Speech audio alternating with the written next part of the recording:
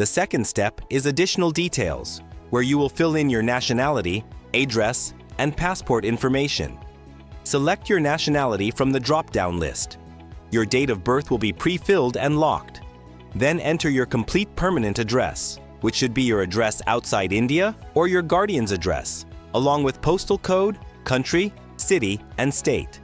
If you want to provide an additional address, tick Add Alternate Address.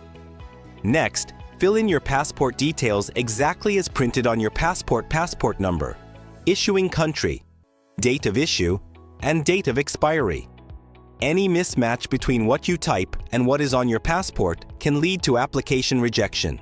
So compare each field carefully before saving. At the bottom of this page, you will see one more question. Have you previously studied at Savitribai Phule Pune University? Click Yes if you have, or No if you have not. A small but useful note here, if you are a returning student of this university, your fees will be a little lower. Once saved, your profile completeness moves to 40%.